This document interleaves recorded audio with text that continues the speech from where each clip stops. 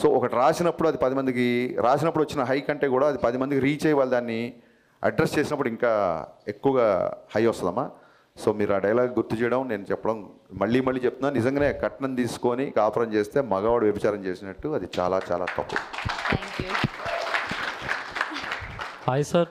Yeah, నా పేరు తేజ. ఎప్పటి నుంచో ఒక డౌట్ ఉంది సార్, ఇప్పుడు క్లియర్ చేద్దాం.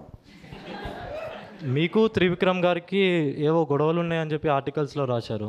నాకు త్రివిక్రమ్ గారికి కూడా ఆర్టికల్స్ వచ్చినాయని చెప్పారు చాలామంది. ఓకే, అది నిజమేనా? మంచిగా వచ్చినాయి సార్. నేను అసిస్టెంట్ డైరెక్టర్గా అవ్వకముందే త్రివిక్రమ్ గారు 2 సార్లు 3 సార్లు మొత్తం ఆయనకి 5-6 నంది అవార్డ్స్ వచ్చాయి ఓన్లీ ఫర్ డైలాగ్స్.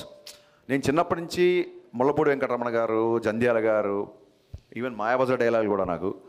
సో ఈవి సత్యనారాయణ గారి సినిమాలో డైలాగ్స్. సో డైలాగ్స్ అనే వాటికి ఒక సపరేట్ ప్యాషన్ ఉండేది, నాకు చాలా ఇష్టం ఉంటుంది.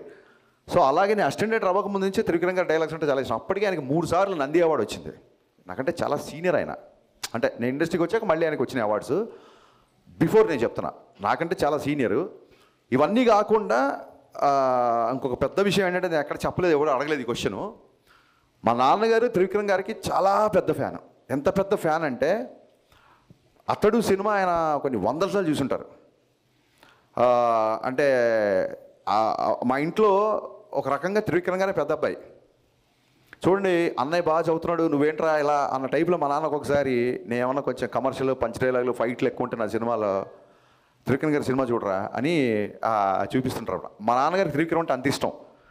నాకు మా నాన్నగారి ఇష్టం నాకు ఏ రేంజ్లో నాకు కోపం తెప్పించిందంటే, ఇంక నేను కూడా లాభం లేదు. 10,000 భావంలో త్రివిక్రమ్ గారి ఫాదర్ దగ్గరికి వెళ్ళి ఆయనకి నా సినిమాలు అన్నీ చూపించి, సార్ మీరు నా ఫ్యాన్ అని చెప్పండి, త్రివిక్రమ్ గారు మా ఇంట్లో పెద్ద కొడుకు, నేను మీ ఇంట్లో చిన్న కొడుకు కావాలనుకుంటున్నా అని చెప్దాం అనుకున్నా.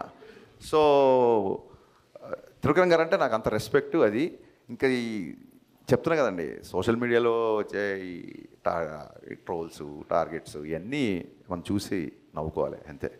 And no doubt Telugu cinema చరిత్రలో యాజ్ అ రైటర్గా త్రివిక్రమ్ గారు వేసిన ముద్ర శాశ్వతం, ఫర్ ఎవర్ ఉంటుంది ఆయన వేసిన ముద్ర. యా. హాయ్ సార్, నా పేరు